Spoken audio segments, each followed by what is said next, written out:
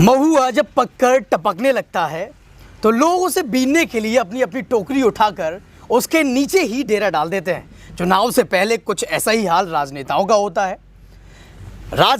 नेता घात लगाकर वोटरों को अपनी टोकरी में भरने के लिए गांव के दौरे शुरू कर देते हैं और चुनाव से पहले जब विपत्तियां आती हैं तो नेता पालनहार बनकर उन विपत्तियों पर टूट पड़ते हैं। काश चुनाव के बाद भी ये नेता समस्याओं का ऐसे ही निदान करें, विपत्तियों पर ऐसे ही टूटें, तो लोगों की, जनता की आंखों में नमी की जगह हमें खुशी के आंसू छलकते हुए दिखाई दें। हालांकि कुछ लोग ऐसे भी होते हैं जिन्हें चुनाव से कोई फर्क नहीं पड़ता है। ये समाज सेवा या लोगों की समस्याओं का निदान करना अपना धर्म, अपना फर्ज समझते हैं। तो आज हमारे शो में दुष्यंत जी हैं। तो दुष्यंत जी, मैं आपका अपने show the emerging leaders of जिला पंचायत में बहुत बहुत स्वागत करता हूँ। धन्यवाद भैया। और सवाल करने से पहले मेरे मन में कुछ पंक्तियाँ आ रही हैं, गुलजार साहब की जो पंक्तियाँ हैं कि अच्छी किताबें और अच्छे लोग तुरंत समझ में नहीं आते, उन्हें पढ़ना पड़ता है। तो सबसे पहले आपने जो किताबें पढ़ी हों, आपकी शिक्षा कहाँ से हुई, एकेडमिक शिक्षा कितनी है, साथ ही साथ जो लोग अभी तक आपको ना पढ़ पाए हों वो आपको पढ़ पाएँ, आपको जान पाएँ, तो खुद को जनता से रूबरू भी करवाइएगा और अपनी एकेडमिक शिक्षा के बारे में भी बताइएगा। चाय की चुस्कियों के साथ वार्ता होगी तो चाय भी लेते जाइएगा। पहले मैंने शुरुआत की थी स्वामी ब्रह्मानंद विद्या मंदिर ओडिरा से, मतलब कक्षा 1 से 5 तक वहीं पर मतलब पढ़ाई शिक्षा पूरी की। इसके बाद कक्षा 6 से 12 तक BNB इंटर कॉलेज, तो वो भी मैंने मैथ से किया था। इसके बाद BSc की 2007 में, 6 के बाद 2007 में मैथ से BSc की। तो उसके बाद क्या हुआ, मतलब BSc मतलब केमिस्ट्री के एग्जाम में बैक पेपर लग गया। अच्छा। तो फिर उसको दोबारा दिया, फिर भी वो फाइनल नहीं हो पाया। जनरली नेता झूठे होते हैं, बातों को गोल गोल घुमाते हैं, लेकिन आपने एक कबूला की एकेडमिक शिक्षा में।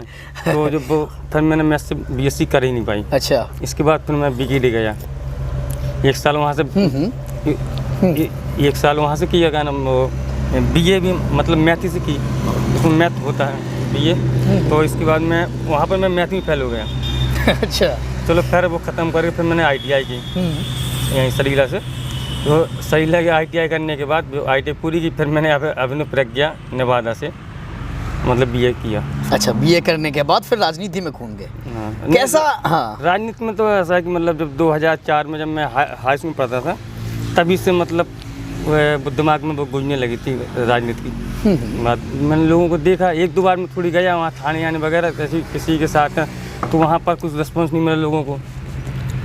तो जब कहीं जाते हैं, किसी की बात करते हैं, जब कोई सुनता नहीं तो फिर लगता है कि अगर हम मतलब जो शासन प्रशासन के सामने कुछ है ही नहीं। फिर इसके बाद मैंने अपने बचाव बना लिया था। अच्छा, आपका कहना है कि एक आम आदमी की तरह आपकी बातें नहीं सुनी जा रही थी, इस वजह से आपने सोचा कि मुझे राजनीति करनी है। कब से, मतलब राजनीति की शुरुआत कब से बताया आपने, कब से कर चुके थे? 2000? हाँ, मतलब दिमाग में तो आ गया 2004 से, जब मैं हाई स्कूल में पढ़ता था। इसके बाद फिर मैंने अपनी शुरुआत की थी 2008-9 में।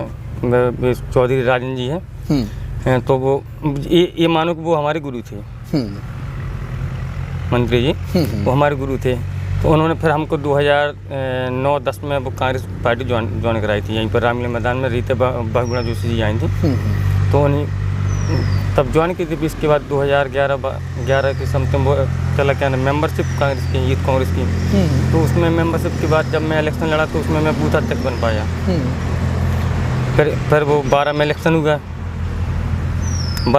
हुआ तो विधानसभा का, तो उसमें माननीय ज्ञान जी अनुरागी जी मतलब विधायक बन गए। तो हमको एक प्लेटफॉर्म मिल गया वहाँ से राजनीति करने का और लोगों की समस्या सुनने का और अधिकारियों से बात करने का, मतलब सब बात करते हैं राजनीति इसे तर जो मैंने शुरू में सवाल किया था। कुछ किताबें पढ़ने का शौक है आपको? अब ज़्यादा तो नहीं अब पढ़ता हूँ, झूठ बोलने से होता है। मैं मतलब पढ़ता हूँ, मैं अधिकतर पढ़ता हूँ सेव खेड़ा है, इन लोगों को मैंने पढ़ा है। मतलब जो कांग्रेसी है केवल उन्हीं की किताबें पढ़ेंगे आप? और कोई नहीं, मैं ऐसा कुछ नहीं है कि कांग्रेसी है तो कांग्रेसी की किताब पढ़ें। तो बात करते हैं, जैसे आपके राजनीतिक गुरु आप चर्चा कर चुके हैं, फिर भी आपके राजनीतिक गुरु कौन है? राष्ट्रीय स्तर के नेता किनको आप पसंद करते हैं, फॉलो करते हैं? देखा जाए तो मैं माननीय मनमोहन सिंह जी को पसंद इसलिए करता हूँ कि वो बोलते कम हैं। लोग कहते हैं कि मतलब वो बोलती नहीं थे, लेकिन मैंने उनको देखा वो बोलते कम थे लेकिन काम काम ज़्यादा करते थे। क्या ये मनमोहन जी का ही असर है कि आप भी अंतर्मुख हैं, आप भी कम बोलते हैं? तो चलिए, हाँ, राजनीतिक गुरु की चर्चा कर रहे थे हम लोग। राजनीतिक गुरु कौन है आपका? जैसे राजेंद्र चौधरी जी की बात की आपने, और भी कोई है या क्या क्या तो सीखा है उनसे आपने? मैंने 3-4 लोगों से सीखा है। मनी एहसन सिंह राजपूत जी हैं, जब वो छात्र संघ अध्यक्ष थे तब मैंने मतलब वो हमारे रिलेशन में मामा भी लगते हैं, तो मैंने उनको देखा, मतलब वो छात्र संघ अध्यक्ष थे तो काफ़ी चीज़ें मैंने उनसे भी सीखी। इसके बाद मतलब फिर ये चौधरी साहब की। क्या सीखा आपने इन राजनेताओं से? अब सीखा तो बहुत कुछ है इनसे। कुछ जिक्र करना चाहें आप कि राजनीति में आपने क्या उठाया है इनसे, क्या लिया है? अब मतलब मैं किसी के बारे में कुछ बोलूँगा नहीं कि मतलब मैंने किससे क्या सीखा है, लेकिन जो राजनीति है, जो लोग कहते हैं कि मतलब राजनीति अच्छे लोगों को नहीं करनी चाहिए, अच्छे लोगों को करनी चाहिए, लेकिन उनको अपने व्यवहार में, अपने नेचर में मतलब बदलाव नहीं करना चाहिए। मैं कई लोग आते हैं कि मतलब उन्होंने देखा कि हम तो मतलब जब इलेक्शन तब तक नहीं होता है, जब तक वो उस पद पर नहीं पहुंचते हैं तब तक उनको मतलब समाज सेवा सब कुछ दिखाई देता, लोगों का दर्द। अभी भी आप देखना, अभी भी आप देख रहे हैं कि मतलब मैं पिछली बार जब इलेक्शन लड़ा तो वहाँ पर भी 17-18 प्रत्याशी थे लगभग। तो जब इलेक्शन नहीं हुआ, जब इलेक्शन चल रहा था तो मतलब उस समय सबकी समस्या सुन रहे थे। ठीक है, 2-3 महीने पहले से सुनते हैं। कहीं ऐसा नहीं होता कि अगर हमको जब समाज सेवा करनी है तो हम उनको लगातार नहीं कर सकते? बिल्कुल, 5 साल भी कर सकते, लगातार कर सकते, मतलब इलेक्शन भी ना लड़ें तो भी कर सकते। सब चलता रहता है राजनीति में। क्यों होता है ऐसा? क्यों कैंडिडेट पहले तो बहुत दिखावा करते हैं, चुनाव से पहले पाव पड़ते हैं, दिखावा करते हैं कि जैसा मैं हूँ वैसा कोई नहीं है, मेरे जितना ईमानदार, मेरे जितना शरीफ। पोस्ट आपने देखी हो उसमें फेसबुक में, मैंने मतलब पूरे उत्तर प्रदेश के मतलब लोगों से निवेदन किया कि मतलब जो भी प्रत्याशी आपको अच्छा लगे, मतलब कि ये मानिए आप जो प्रत्याशी आपको लगे कि ये प्रत्याशी हमारे साथ 5 साल तक और 5 साल के आगे भी मतलब लगातार कंधे से कंधा मिलाकर चले, आप उसी को सपोर्ट करिए, ना कि हमको मतलब किसी को भी जो आपके दिल में लगे कि ये व्यक्ति हमारे साथ खड़ा रहेगा 24 घंटे ना। अभी आप देख रहे हैं कि मतलब मैं कई लोगों को सुना है कि अभी आने दो, आरक्षण आने दो, इसके बाद हम देखते हैं कि जो 5 साल लगा रहता है उसको देखते हैं, और अब ये करेंगे वो करेंगे। 5 दिन का इलेक्शन होता है। अच्छा, लोगों का कहना है कि 5 दिन का इलेक्शन होता है, 5 दिन में वो बाजी मार ले जाएंगे, लेकिन मुझे ये विश्वास नहीं है कि ऐसा होगा। आपकी क्या राय है इस पर, जो लोग कहते हैं कि हाँ 5 दिन में चुनाव निकाल ले जाएंगे? राय तो मैं ऐसी कुछ राय नहीं, लेकिन ये है कि उन लोगों को ये समझना चाहिए कि ये जो पब्लिक को, जो हमारी वोटर को, लोगों को मतलब समझते हैं कि ये उनका ये सोचने का मतलब है कि हम लोग आएंगे। मुझे एक बात बताइए कि नेता गाड़ियों का काफिला लेके, बहुत सारे लोग अपने साथ लेके, क्या 5 दिन में पूरी समाज सेवा कर जाते हैं, या ये जनता को ये भरोसे में ले पाते हैं कि हम काम करेंगे? क्योंकि एक व्यक्ति होता है जो चुनाव से पहले भी 5 साल, 10 साल, 15 सालों से लगा रहता है, समाज के बीच में रहता है, सक्रिय रहता है। और कुछ नेता आते हैं 5 दिन के लिए, जैसा कि आपने जिक्र किया, तो क्या वो ऐसा संभव है? आप भी एक उम्मीदवार हैं, या 5 दिन में या कुछ? नहीं लगता कि ऐसा कुछ संभव होगा। जो उन लोगों की सोच है वो जनता को मानते क्या है, उम्मीदवार समझते क्या है जनता को? आप भी एक उम्मीदवार है भाई। वो जो मतलब पब्लिक है हमारी, मतलब भी सब भाई बहन है, मैं तो अपना परिवार मानता हूँ। ठीक है, अगर उन्होंने मुझे समझा होगा, अभी तो आरक्षण नहीं आया, अभी क्या पता कि समझेंगे कि मतलब मैं रहूँ या ना रहूँ, उसमें कुछ मालूम नहीं। लेकिन ये है कि वो जो पब्लिक है, जो हमारी वोटर है, सब हमारे भाई बहन, बड़े दादा बुजुर्ग सब लोग हैं। लेकिन मैं तो नहीं ऐसा मानता हूँ कि जो वो सोचते हैं, ना मैंने कभी सोचा है। कुछ राजनीतिक अनुभव के बारे में बताइएगा, अपने जैसा राजनीतिक अनुभव आपने किए हो, या पिछले चुनाव में रिजल्ट रहा था, आपको हार मिली थी, शिकस्त मिली थी, नहीं तो उसके बारे में मैं भले ही मैं इलेक्शन हारा था, मैं नहीं हारा था, वो तो जीतते भी तो सभी लोग जीतते, हारा भी तो सभी लोग हारे हैं। मैं तो मुझे उससे कोई वो नहीं, लेकिन ये है कि मैंने उससे बहुत कुछ सीखा। सीखा है, मतलब कि ये मानो कि मैं वहाँ पर हारा तो नहीं था, मुझे तो नहीं लगा 5 साल नहीं लगा अभी भी कि मतलब मैं इलेक्शन आ रहा। हाँ। मुझे जो अभी क्षेत्र में प्यार मिल रहा है, सबका आशीर्वाद मिल रहा है, पिछली बार भी मिला तो इस बार भी लगातार बढ़िया आशीर्वाद, प्यार आशीर्वाद मिल रहा है। सब लोग मेरी मदद भी कर रहे हैं। और इलेक्शन मैं थोड़ी लड़ रहा हूँ ना, मैंने पिछली बार इलेक्शन लड़ा, सभी लोगों ने इलेक्शन लड़ा था, मेरे मित्र साथी है। हमारे दर्शक हैं, मित्र हैं राहुल जी, उनका एक सवाल है कि अपने क्षेत्र में युवा कैंडिडेट उतर के आ रहे हैं, तो क्या ये दर्शाता है कि हमारे क्षेत्र में भी विकास होने वाला है? और आप अगर जीतते हैं, जनता अगर आपको चुनती है, तो आप कैसा विकास कराएंगे? कहाँ से विकास की शुरुआत करेंगे? आपके विकास की शुरुआत कहाँ से होती है? विकास की शुरुआत, विकास तो ऐसा कि सभी लोग करते हैं, कोशिश तो हर व्यक्ति करता है, लेकिन ये है कि देखो अगर जिला पंचायत सदस्य जो होता है वो अध्यक्ष के ऊपर डिपेंड करता है। लेकिन पूरी कोशिश करेंगे। और क्या नाम, जो भी समस्या है, सबसे प्रथम समस्या मतलब सबसे पहली जो हमारी वो है कि मतलब शिक्षा।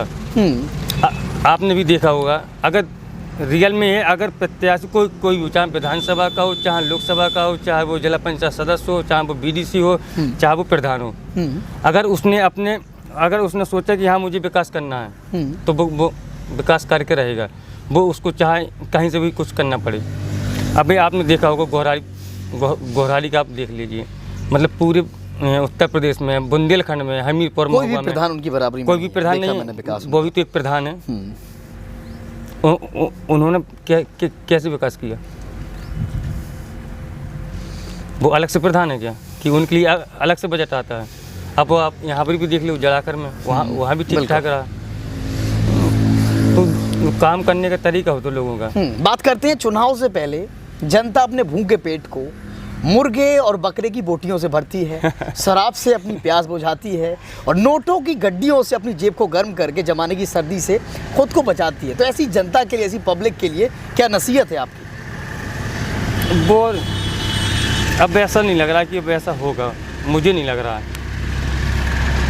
क्या आपको लगता है कि अब आप देख रहे हैं कि हर गांव में युवा पीढ़ी आगे आ रही है, उनको विकास चाहिए और उनको ऐसे लोग का साथ चाहिए कि जो उनको लगातार उनके साथ चल सके। वो भी जानते हैं कि एक दिन में ना तो हमारी प्यास की मतलब दारू की प्यास पूरी होगी, ना मुर्गा खाने से एक दिन में सब कुछ हो जाएगा, ना ही उनको मतलब पैसे में कितने रुपए देंगे वो, 2000, 4000, 5000, सब जनता जानने लगी है इन लोगों की। आपको लगता है कि लोग इतने जागरूक है कि इन चीज़ों को किनारे करेंगे? जो बेहतर विकास करेगा 5 साल में उसको उसी को चुनेगी, वोट देगी, उसी को चुनेगी।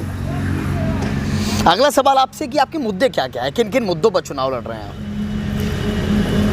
पहला मुद्दा तो यही, देखो मेरे जो जिला पंचायत क्षेत्र में गाँव है उसमें 30-31 गाँव हैं, ठीक है। लेकिन कोशिश मैं ये करूँगा कि जो हमारे यहाँ जो भ्रष्टाचार की जो समस्या है, लोग कहते हैं कि भ्रष्टाचार ऊपर से है, मुझे नहीं लगता कि भ्रष्टाचार ऊपर से है। भ्रष्टाचार वो नीचे से शुरुआत होती है। आज हम लोग कहीं जाते हैं, हम किसी काम के लिए हम गए, एक एग्जाम्पल ले लो आप, विद्युत विभाग का या थाने का, हम वहाँ पर जाते हैं तो अगर हमारा नंबर लगा है कोई कि चलो, अगर उन्होंने बोला कि आपका काम 2 दिन बाद होगा, वो काम तो होना ही, आपका काम तो होना है और उनको करना पड़ेगा। लेकिन जो हम लोग जो वो करते हैं ना कि मतलब हम जल्दी के चक्कर में जो उनको कुछ रकम देते हैं, वो देते हैं दलालों को दलाली। सबसे पहले तो ये मैं अपने क्षेत्र में मतलब वो करूँगा कि मतलब ये अगर कोई भी समस्या में आपके साथ खड़ा हूँ। आपका कहना है आपका हथौड़ा सीधे भ्रष्टाचार पर चलेगा, उसके अलावा कुछ और मुद्दे हों जिन पर खास फोकस रहेगा आपका? शिक्षा पर है, वो तो मैंने बता दिया आपको। देखो सीसी और नाली तो वो हर चाहे वो प्रधान हो, चाहे वो ये जिला पंचायत हो, चाहे लोकसभा हो, मतलब सांसद हो, वो तो हर, अगर अभी तक सीसी बनना होती अब तक सब सीसी बन गई होती। वो तो चलता ही रहना है। जब बस्तियों का विकास होगा, तो जब बस्ती का विकास और विस्तार बढ़ेगा तो वहाँ तो वो चलता ही रहना। लेकिन पहला मुद्दा होगा विद्यालय। कैसे आप शिक्षा में तब्दीली कैसे लाएंगे? आप विद्यालयों को जो आपने बात कही, तो किस तरीके से अगर दोस्तों जी जीतते तो हम कैसी कार्यशैली देखेंगे उनके, या क्या देखेंगे उनके कार्यकाल में? कैसे शिक्षा में बदलाव लाएंगे? तो शिक्षा में बदलाव के लिए देखो, मैं अकेला तो कुछ कर नहीं पाऊँगा। जैसे आप लोग हैं और लोग, मतलब सब लोग बैठ के, मतलब हम आप लोगों से मैं राय लूँगा उस बारे में कि मतलब क्या करना है। देखो मैं अकेला तो कर नहीं सकता ना, तो मेरी इतनी एजुकेशन है कि मतलब मैं अपना पूरा वो कर, इतने आप लोग हैं मतलब काफ़ी लोग हैं कि मतलब शिक्षा से जुड़े हुए लोग हैं, उनसे पूछेंगे। और क्या आप भी जानते हैं कि एक मुख्यमंत्री थोड़ी बनाता है वो, IAS PCS अधिकारी सब उनका बना के देते हैं। तो ऐसे हमारे जो मित्र हैं सब लोग हैं मतलब उनसे पूछेंगे कि मतलब क्या करना है। मतलब अभी तक कोई कार्यशैली उस तरीके की बनाई नहीं है? अभी नहीं बनाई। झूठ बोलने से क्या होता है, अब हम अपना लंबा सा घोड़ा पथ बना दें। हमें मालूम है कि देखो मैंने 5 साल देखा है, मैंने काम भी किया है। लोग पहले जाते हैं जब वोट मांगते हैं तो बोलते हैं हम ये कराएंगे, हम जो ये कराएंगे। अब उनको ये मालूम तो रहता नहीं कि हमारा जियो है क्राइटेरिया में क्या क्या में क्या आता है, क्या नहीं आता। हम बोल देंगे चलो हम जाके मंदिर में आपकी बांडी वाल करा देंगे, हैंडपंप लगवा देंगे, मस्जिद में ये करा देंगे। जब वहाँ पर पहुँचते हैं देखते हैं कि उसमें क्या दिया कि बाहर तो जो मछली होती है, मैं ठुकरा चाहूँगा, माफ़ी भी चाहूँगा आपसे, जो मछली होती है तो मछुआरा उस मछली को पकड़ने के लिए केचुआ या कुछ जो होता है कुछ डालता है उसे फंसाने के लिए कांटे में, मछली उसे खाती है और फंस जाती है। तो मुझे आपकी बातों से वैसा ही नज़र आ रहा है कि जो कैंडिडेट होते हैं झूठे वादे करते हैं, झूठे वादे में आपको फंसाते हैं, और जब आप फंस जाते हैं कायदे से उनको चुन लेते हैं तो 5 साल तक फिर आपको पछताना पड़ता है। अरे मैंने तो यहाँ तक देखा है कि कोई प्रत्याशी आपको, जैसे आप 2 लोग हैं, ठीक है, आप यहाँ पर बैठे, कोई बंदा वहाँ पर बैठा है, और मैं एक एग्जाम्पल दे रहा हूँ, जो देखा है, ये मैं नहीं हूँ मतलब जो बोल रहा हूँ। अगर मैंने आपसे बात की, मैंने देखा कि आपकी विचार क्या है, आप हमसे क्या चाह रहे हैं, तो हमने तुरंत आपको वही बात की, उसी मुद्दे की बात की, और जस्ट उसका विपरीत दूसरा बंदा बैठा आगे, ठीक है। हम तो साथ ही में हैं आपके, हम तो देख रहे हैं कि आपने उनको क्या बोला और आपने उनको क्या बोला। जो भी ये बातें कह रहे हैं ये सीधे सीधे आपके उन शीर्ष नेताओं के ऊपर लागू होती है।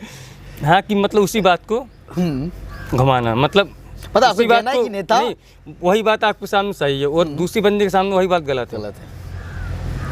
बहुत कुछ देखा है, मतलब अब 2011 से देख रहा हूँ लगातार, और काफ़ी देख रहे हैं, नेताओं को परख रहे हैं, नेताओं से कुछ सीख रहे हैं, कुछ जो बुरी आते हैं वो छोड़ भी रहे हैं। नहीं, ये आते तो नहीं मैंने ली, लेकिन इसलिए मैं बता रहा हूँ, अगर ली होती तो मैं आपको क्या बताता क्यों। जनता को एक ठोस संदेश कि ऐसे छलावा से, ऐसे लोगों से जो जनता को फंसाते हैं दाना डालकर, कैसे बचे जनता, कैसे बचे वो? जनता एक तो सब लोग समझ रहे हैं, ठीक है, अब ज़्यादा समझाने की जरूरत नहीं है, लेकिन ये है कि लेकिन उनको अपने विचार, अपने मत का प्रयोग, और ये नहीं कि मतलब मुझे ही करें, किसी को भी करें, लेकिन अपने विचार और सोच समझ के दारू मुर्गा हैं। और आपने तो ये भी देखा होगा कि लोग आते हैं समाज सेवा, लिखते क्या है समाज सेवी, और उनका धंधा बिजनेस क्या है। मैंने ये भी देखा कि लोग जुआ खिलाते हैं, देखो स्पष्ट जो है, जुआ खिलाते हैं, खिलाने के बाद जो मतलब किसी के घर में कब्जा करते हैं, फिर वही मकान को बेचते हैं, ये करते हैं, और मतलब मोटी रकम लेते हैं, ब्याज पे का धंधा करते हैं, दारू बालू ब्याज, ये इन्हीं लोगों ने पूरी राजनीति को बर्बाद कर दिया। इसी वजह से जो युवा पीढ़ी आ रही है तो इन लोगों को सुनना पड़ रहा है। इन लोगों को क्या समस्या हो रही, नए लोगों को राजनीति करने में यही समस्या हो रही, मतलब पैसा के जो मतलब पैसा दिखा देगा कि मान लो कि कोई व्यक्ति लगातार 5 साल से मेहनत कर रहा है, 10 साल से मेहनत कर रहा है, समाज के बीच में है, अब वो आए, उन्होंने ये 10-15 दिन किया और हो गया, मजमल उठ के चले गए और जनता को बेवकूफ़ बना के चले गए, कुर्सी पा ली। नहीं तो जनता भी फिर 5 साल सोचती है कि अब उसको दोबारा नहीं करेंगे, अब अच्छा देखेंगे, तो अभी तक देख ही तो रहे हैं। अब मतलब अब उन्होंने किया, मतलब ये मकान ख़रीदा, ये बेच चाबू, मतलब जुआ खिलाए, फिर वो जाते हैं कहीं कम्बल बांटते हैं। किसी के यहाँ आग लग गई, कुछ हो गया, कोई दुर्घटना हो गई, 5,000 रुपये दे आते हैं। तो ये भी तो देखो, तुमने कितने लोगों को घर उजाड़ दिए जुआ खिला के। उजड़े नहीं उजड़े, आपने भी देखे होंगे, मतलब कि कितने लोगों के घर उजाड़ दिए, और कितनी मतलब कितने लोग अभी दिल्ली और बम्बई जाने को मजबूर हो गए। तो क्या आपको लगता है कि ऐसे लोगों को जनता तमाचा मारेगी चुनाव में? हम मारेगी, इस बार नहीं मारेगी तो अगली बार मारेगी। व्यवसाय क्या है दोस्तन जी का, जैसा कि चुनाव में पैसा लगता है, भले ही आप कहें कि हाँ मैं मध्यम वर्ग का हूँ, फिर भी मध्यम वर्गीय व्यक्ति को पैसा तो थोड़ा बहुत खर्चना ही पड़ता है। देखिए पिछली बार मैं इलेक्शन लड़ा, मैं सही बिल्कुल रियल बता रहा हूँ, पिछली बार इलेक्शन लड़ा मेरा तो कुछ खर्च हुआ नहीं था, और ना अभी तक जो चल रहा अभी कुछ नहीं हुआ। मैं सभी मतलब मित्रों का है जो कुछ है, और रियल में अभी आप मेरी जिम में देख लो मतलब 100-200 रुपये हो गए ज़्यादा बस। अभी भी मुझे जाना है टूर्नामेंट को उद्घाटन करने, मुझे पता नहीं एक चलन सा चल गया है ये, हाँ। कि टूर्नामेंट कहीं है, उद्घाटन करने जाना है, ये देखे जाना है। क्या और तरीके नहीं हो सकते हैं स्पोर्ट को किसी और दिशा में ले जाने के, बच्चों को प्रोत्साहित करने के? क्योंकि अभी देखता हूँ मैं टूर्नामेंट भी एक धंधा सा हो गया है, कोई भी कैंडिडेट जाता है रुपए दे के आता है। नहीं, अब देखो ऐसा कुछ नहीं है, धंधा कुछ नहीं है। जो लोग वहाँ पर जो मैच कराते हैं मतलब ये मानो कि वो लोगों को सम्मान के लिए बुलाते हैं, ऐसा थोड़ी है कि आपको पैसे के लिए बुलाते हैं, कुछ भी ना। आपको क्या लगता है प्रोत्साहन, बिल्कुल टूर्नामेंट से प्रोत्साहन मिलता है, युवाओं को प्रोत्साहित होते हैं, या कोई और भी डायरेक्शन में युवाओं को दिशा एक देनी चाहिए ताकि वो स्पोर्ट में और बेहतर कर सके? या मान लीजिए दुष्यंत जी अगर जीतते हैं तो क्या ऐसे ही टूर्नामेंट का ऑर्गेनाइज करेंगे, या कोई और भी तरीका होगा बच्चों को स्पोर्ट की तरफ धकेलने का, उन्हें बढ़ाने का? अभी तो ये बताओ अपने यहाँ ग्राउंड नहीं है, मतलब अभी ये देखिए आप किसी भी गांव में, जबकि वहाँ पर हर जगह खेल के मैदान होना चाहिए, और मुझे लगता है कि शायद प्रत्येक गांव में होगा, लेकिन वो अवैध कब्जे में होंगे। जब जहाँ पर जूनियर प्राइमरी स्कूल होता है वहाँ पर खेल के मैदान तो होता है, तो जब इलेक्शन होने के बाद अगर लोगों ने मौका दिया तो इसको देखेंगे कि मतलब कहाँ कितना ज़मीन स्पोर्ट की पड़ी है। ये तो पक्का है कि ज़मीन पड़ी होगी और किसी के कब्जे में होगी वो। युवाओं के लिए कोई खास संदेश आपका? युवाओं के लिए संदेश तो बहुत कुछ है, लेकिन बिल्कुल जो युवा आपको देख रहे हैं, आपके चैनल के माध्यम से नहीं होगा। जो वोटर आपको देख रहे हैं, सभी कैंडिडेट आज की दुनिया में अपनी ब्रांड खुद ही स्थापित करनी पड़ती है, या जो भी कैंडिडेट है जनता से कोई अपील करते हैं, तो आपकी कोई अपील हो अपने वोटरों से, जनता से कोई अपील हो?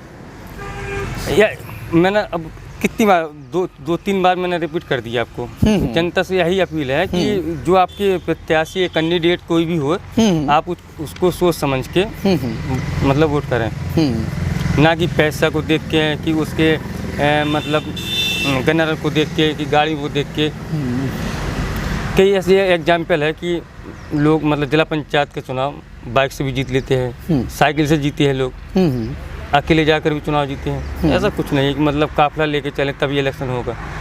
राजनीति में बहुत ज़्यादा रुतबा है, पैसा है, नेम फेम, दौलत शोहरत, सभी प्रकार की चीज़ें हैं। तो आपको राजनीति सबसे ज़्यादा किस तरीके से आकर्षित करती है, या आपके राजनीति में आने का? नहीं, दौलत शोहरत ना, ये सब चीज़ मतलब ये उन्हीं लोगों के लिए जो मैंने बताया, दारू बालू और जो ब्याज का धंधा करते हैं, वही लोग मानते हैं कि राजनीति पैसे की है। मुझे तो नहीं लग रहा कि राजनीति पैसे वाला ही कर सकता। मैं तो मीडियम परिवार से हूँ, मेरे भी 2-3 बीघा जमीन है, अगर आपको मालूम ना तो रियल आप जाके गांव में पता कर लेना। मेरी तो है ही नहीं है, पापा की है। मेरे पास तो कुछ भी नहीं है। नहीं, जो है तो वो तो रियल है, मेरे पास तो कुछ ही नहीं है अभी। तो क्या आपको लगता है कि आज की राजनीति में एक शरीफ व्यक्ति, एक ईमानदार व्यक्ति टिक सकता है, टिक पाएगा? टिकेंगे। कोई लोकल लीडर्स जिनकी कार्यशैली आपको बहुत पसंद हो, भले ही विचारधारा उनकी अलग हो? हाँ, पसंद है। जैसे विचारधारा भले ही अलग हो, लेकिन मैं आपको बता दूं, विचारधारा तो मिल रही है, ऐसा कुछ नहीं कि विचारधारा न मिलती हो। मैं अपने क्षेत्र की बात बता दूं कि जितने लोग हम पिछली बार इलेक्शन लड़े थे, उसमें हम 2 ही लोग 5 साल तक क्षेत्र में रहे हैं। कौन, नाम भी जिक्र करिए? हाँ, नाम लेने में मुझे क्या दिक्कत है, जब क्षेत्र में रहे तो नाम लेने में मुझे बिल्कुल हर्ज नहीं होगा। वो श्री हरिचरण फौजी जी हैं, तो उन्होंने भी मतलब क्षेत्र में लगातार मेरे देखते हुए काम किया है। उसका मतलब नहीं कोई इलेक्शन लड़ना है, कोई मुझे भी इलेक्शन लड़ना है, कोई जो रियलिटी है तो रियलिटी, उन्होंने भी मतलब लोगों की मदद की है। ये एक सकारात्मक भावना है जो हर एक उम्मीदवार में होनी चाहिए। हरिचरण फौजी जी भी इन्हीं की सीट से हैं। अगर आरक्षण आता है और ये लड़ते हैं अगर ये लोग, तो दोनों लोग एक ही सीट से हैं, फिर भी उनके मन में कोई भेद नहीं है। तो आशा करते हैं और भी उम्मीदवार इनसे कुछ सीखेंगे, जानेंगे। तो आज की आपसे बातचीत करके हमें बहुत अच्छा लगा, ख़ासतौर पे आपने सच्चाई से जो जवाब दिए। तो हमारे शो में आने के लिए आपका बहुत बहुत धन्यवाद। हमारे सभी दर्शकों का भी बहुत बहुत धन्यवाद। Thank you. हमारे आज के शो के मेहमान थे दुष्यंत जी, और कल हमारे शो में राम सजीवन यादव जी आने वाले हैं, जो कि रेवटा सीट से अगर आरक्षण ने उनका साथ दिया तो वहाँ से प्रत्याशी है। तो आप सब यूँ ही जनता का राज देखते रहिए, हमारे शो को एक कदम आगे पहुँचाते रहिए और हमें मजबूती प्रदान करते रहिए। अगर आपने अभी तक हमारे चैनल को सब्सक्राइब नहीं किया है तो सब्सक्राइब करके अपना साथ हमें दीजिए और हमें और मजबूत बनाइए। धन्यवाद।